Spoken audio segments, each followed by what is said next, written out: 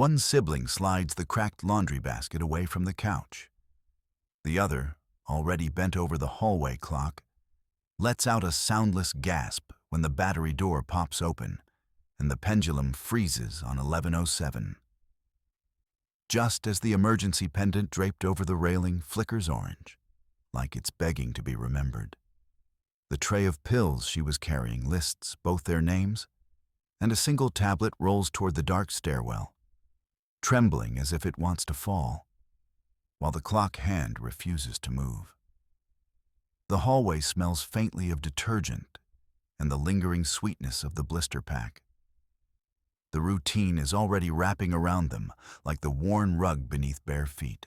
One sibling flexes fingers around the basket, hauling it toward the bedroom door with a practiced sigh that means third load of the day. The other, now standing perfectly still by the clock, smooths the sleeve of her cardigan over the emergency pendant's chain, as if the metal's soft weight could anchor the tiny tremor in her wrist. The couch cushions, dented from hours of waiting, hold a half-folded stack of towels and a small notebook where dosing times are circled in neat ink.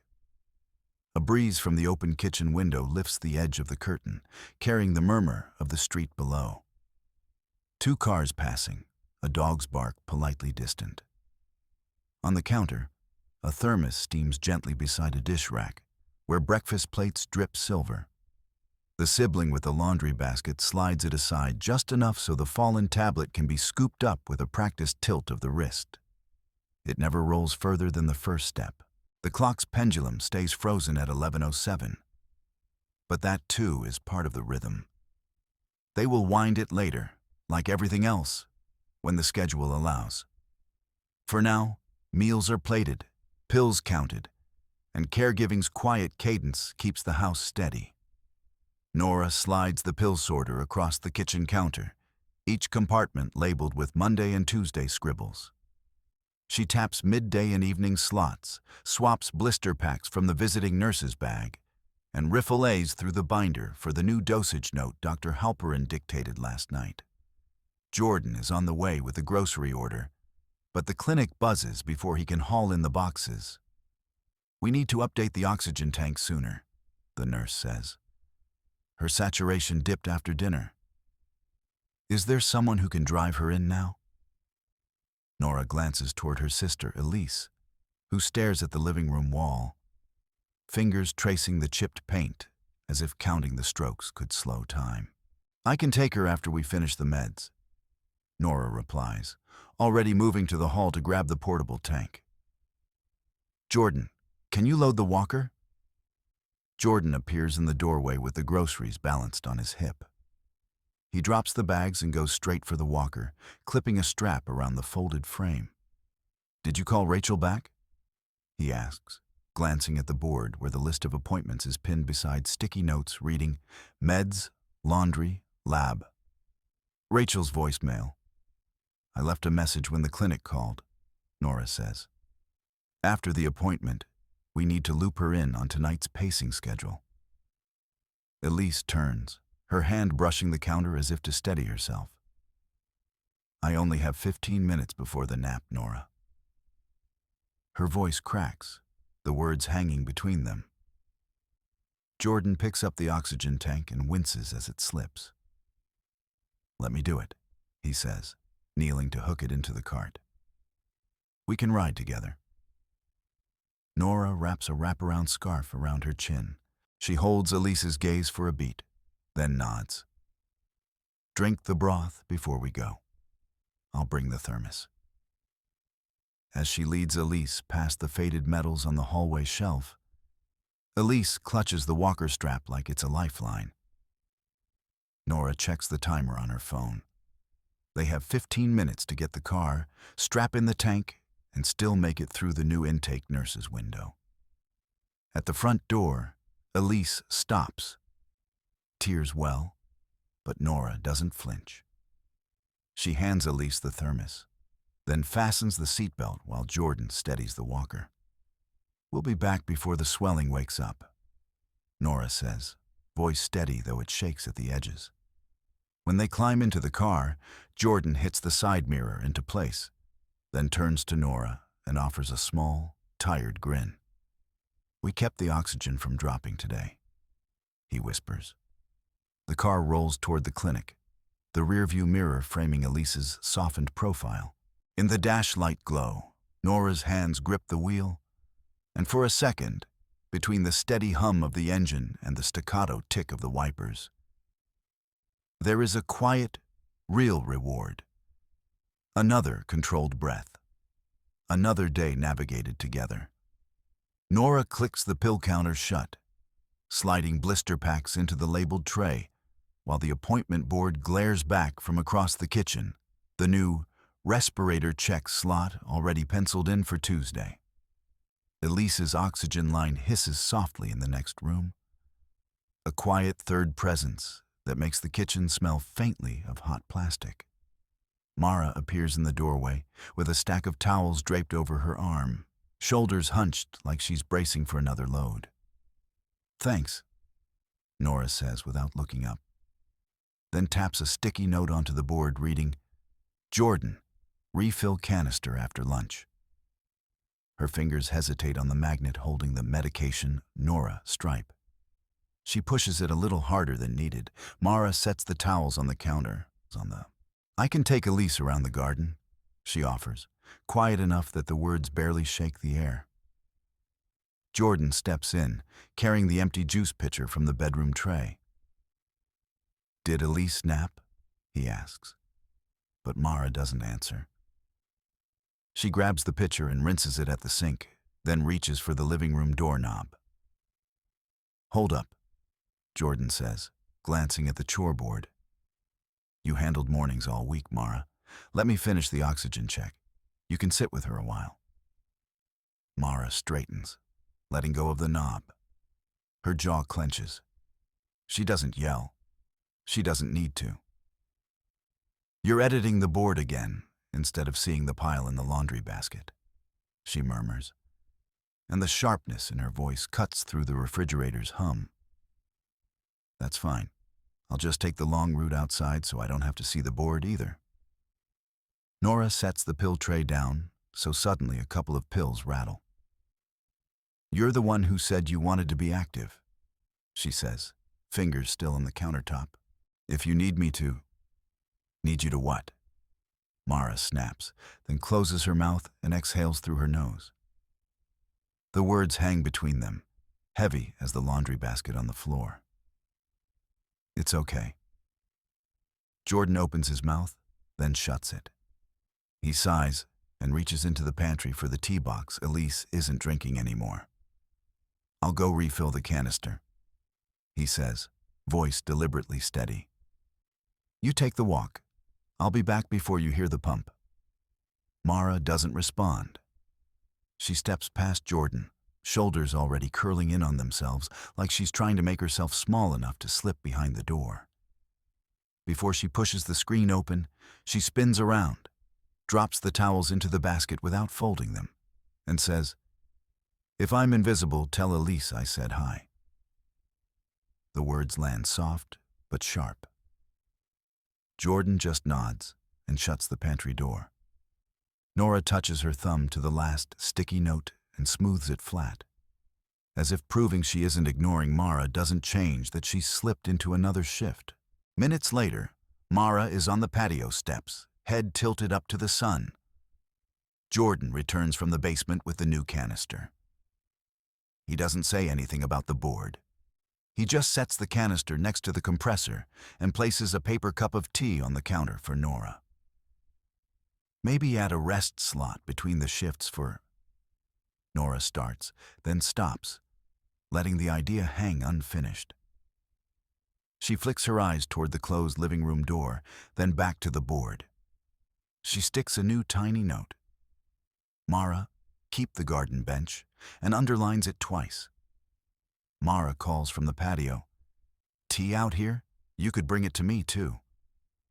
Nora grabs both cups and walks outside. Mara stands, her shoulders loosen just enough. The tension doesn't vanish, but the air shifts.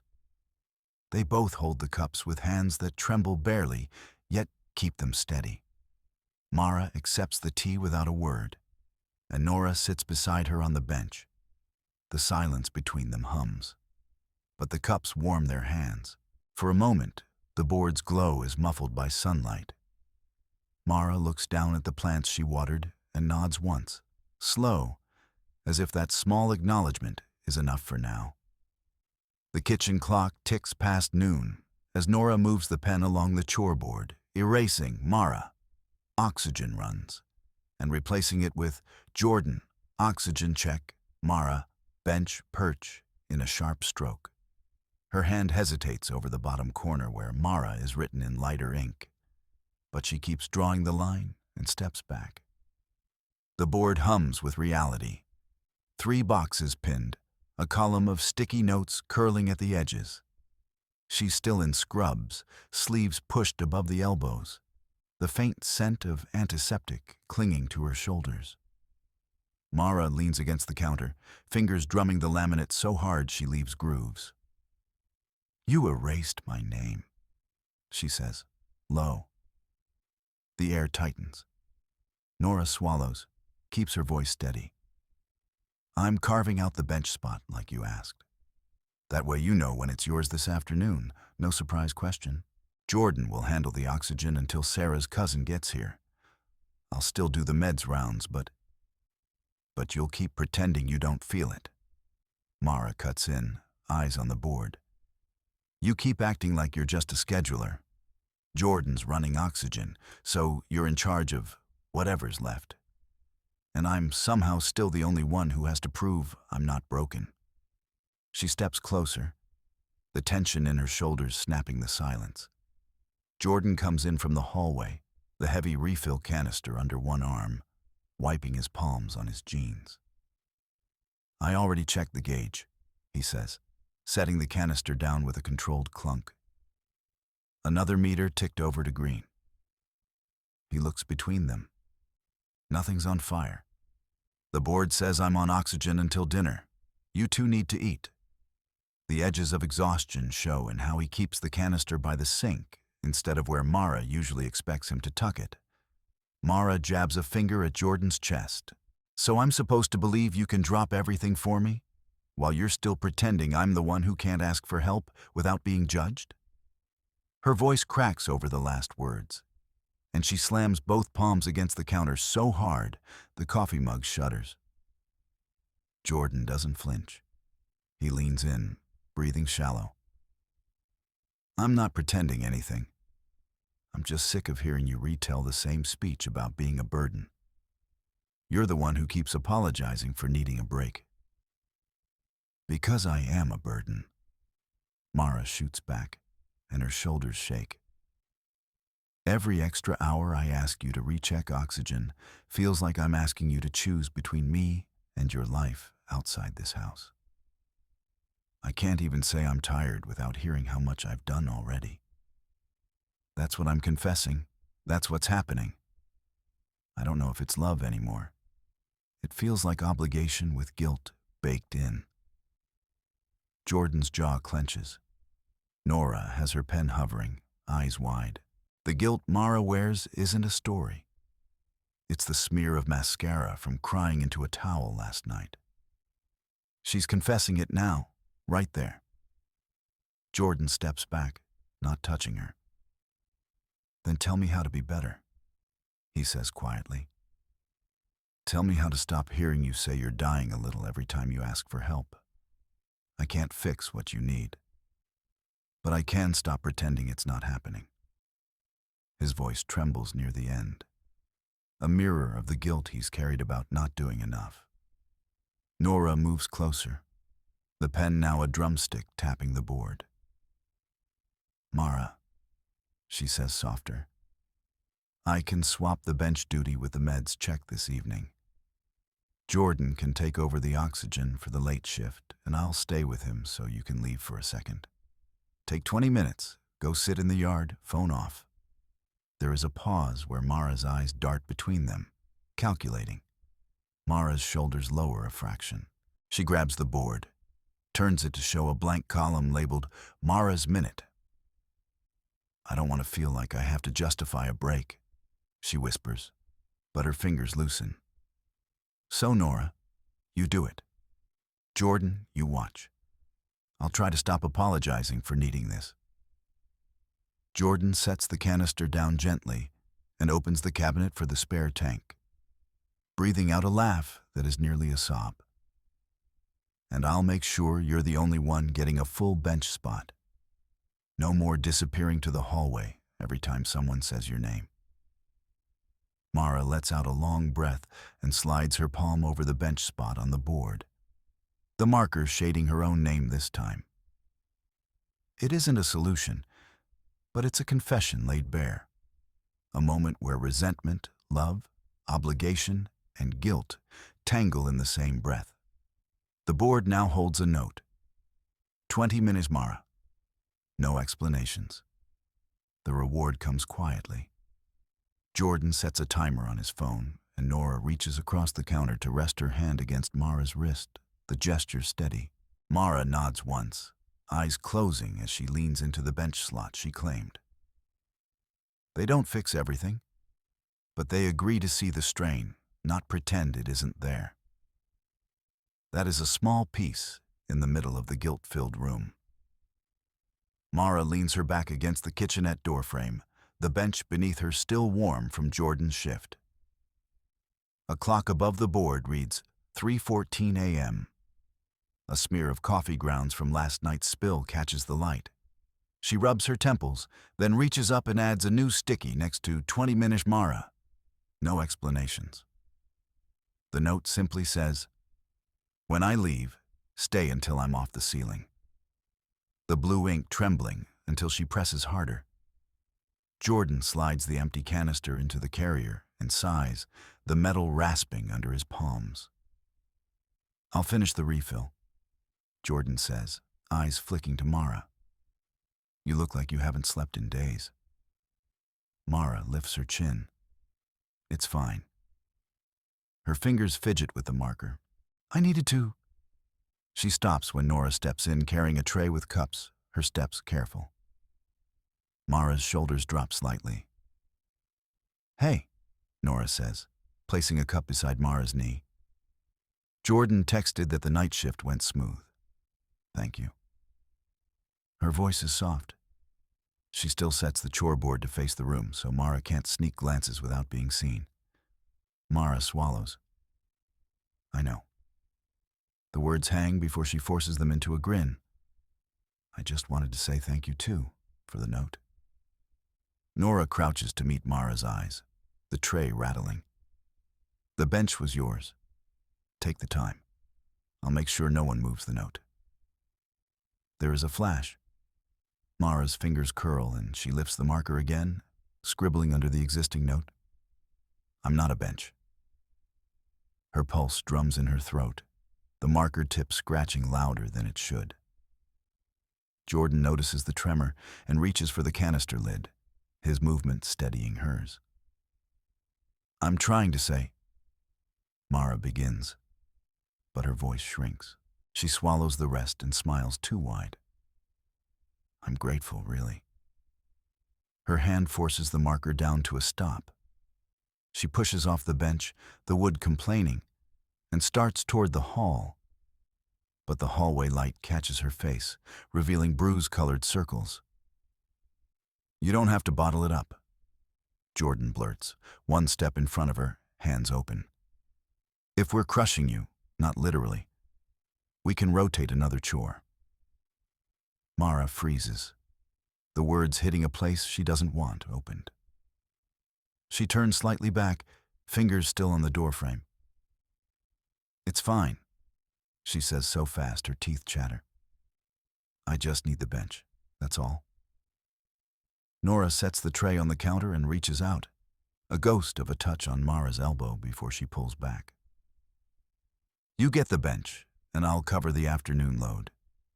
Tell me when you need a wall to slam into instead."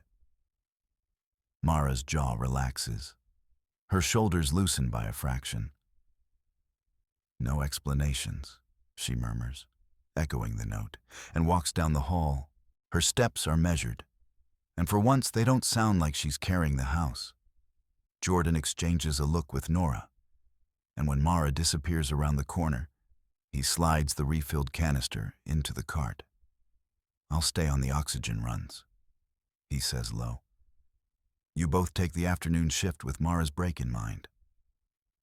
Nora nods, wiping her palms on her jeans. "And I'll put another reminder on the board. No guilt, no thanks, just time." Mara doesn't hear the reminder, but the board glows faintly behind her as she reaches the end of the hall, her breath finally slowing.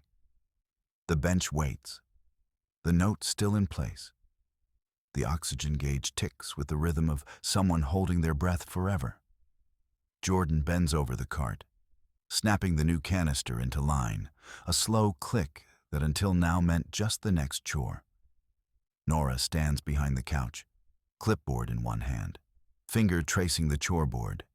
It's 20-minute Mara. No explanations. Note glowing like a beacon. It's like there's a weight on my sternum that I can't lift even when I'm not the one doing the caring. Her hand trembles on the mug. If I hear "take a breath" again, I'm going to snap, because breathing isn't the same as feeling safe. She pushes the mug away, the clink sharp. "What do you need from us right now?" Nora asks, stepping closer and placing her hand on Mara's wrist. It's a quiet reach, a way of staying grounded without commandeering. "I need you to stop asking me to help with the board updates unless you tell me it's important," Mara says, eyes darting between them, making space for the fear she might be branded ungrateful. "I'm scared I'll betray all of you if I refuse. But I'm more scared of cracking in front of you again. So I'm saying no. But I'm also saying I need a rule. No more surprise tasks. No more one more thing. I can't keep acting like I can do everything because that's when you ask for more." She lifts her chin. The tension in her throat is a line drawn between pleading and command. Jordan nods, the movement sharp. "Then that's the rule," he says. "I'll take any future board changes that you're not sure about. Nora, can you keep the update for Mara's spot to just the bench reminders?" He crosses to the board and erases a stray note with a single swipe, leaving Mara's dedicated lines untouched. Mara inhales through her nose, the breath slow. She reaches for the bench note, smoothing it with her fingers, then stands. She doesn't move toward a chore. She moves toward the doorway, the narrow hallway where the bench sits. 20 minutes, she says, turning back once. "No explanations." "No explanations," Nora echoes. And in the pause, there is relief. A small payoff that doesn't solve everything, but holds the moment steady.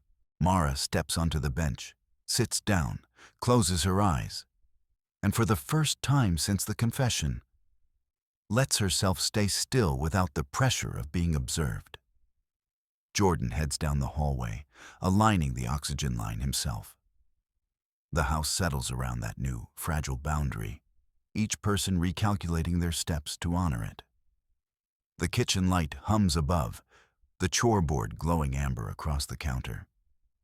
Nora stands with a pill organizer in one hand and a marker in the other, tracing the little square that reads, 20-minute Mara. No explanations. The board already holds new scribbles. Jordan's evening oxygen shift penciled in, Mara's bench note circled twice. Nora pushes up her sleeves, the fabric whispering against her forearms, and slides the organizer toward Mara without looking up. Mara comes in from the hallway, clinging to the walker because the floor still shivers under her feet. She doesn't reach for the chair by the table. Instead, she leans back against the counter where Nora can see the slump in her shoulders. Nora sets the organizer down, taps the square on the board, and then, with the marker hovering, adds a short line. Rest talk? 5-min bench? She's trying to anchor routine, but her voice comes out jagged. I know I said I was grateful, Nora says, keeping her eyes on the marker so Mara won't see the tremor. I'm grateful, but I also keep feeling. She stops, swallows, and sets the marker down. I'm resentful. I resent having to measure kindness with a timer, even though I love you. It's there, right next to the love. I'm not trying to fix it for you, just saying it so it doesn't stay sharp alone. The marker clatters softly as she leans on the counter, fingers flexing against the cool wood. Mara doesn't answer fast. She slides one hand over Nora's, the gesture turning into a steadying grip. I hear that, she says finally, the words matching the rhythm of her breath. Resentment doesn't mean you stopped loving me. It means we're both carrying too much and pretending it's light. She lifts her chin, nodding toward the square Nora just wrote. So let's keep these 5 minutes. Talk the things that bruise so the rest of the day can feel less like holding a weight in silence. Jordan rounds the corner with the evening oxygen canister, and Nora hands the marker to Mara as he sets the canister on the floor. Mara caps the container, then reaches for the bench by the door. She doesn't sit yet. Instead, she gestures toward the board. You don't have to guard every moment, she says, offering the marker back to Nora. I'll be the one to flip this board if you need space. Promise I'll tell you when a new thing shows up. No surprises, like we said. Nora lets out a breath, half laugh, half sigh, and her shoulders ease. Then I'll do the same, she replies, taking the marker, nodding to the square with the new addition. I'll say it loud enough that it doesn't fester. Mara takes the bench while Jordan rolls the oxygen tank closer to her side. Nora slides into the chair beside Mara, and for a heartbeat, they both just watch the board, the square blinking softly under the lamp. The room feels tight, but not suffocating. The tension softened by the fact that they have pulled the truth into the center of the table. Together. Mara eases onto the bench the family has almost reverently carved out for her respite. The square of wood still warm from Jordan's palm as he sets the canister beside her legs. The chore board glows faintly with its stippled reminders, the new note clinging to its corner like a breath held too long. Mara. Bench. No explanations. Nora lingers nearby, her fingers tracing the edges of the note. The phrase she whispered aloud the night before, shaping the air between them. Jordan leans against the doorframe, the night's rotations already mapped in the calm of his shoulders, promising silently to keep the moves that Mara will no longer be forced to catch herself. Mara's eyes rise to the ceiling, and then settle back on the muted faces of the two people who have learned the cost of silence. She does not ask for more tasks. She rests, heavy with what she still carries, and the home hums with the ache of understanding, its rhythm altered forever.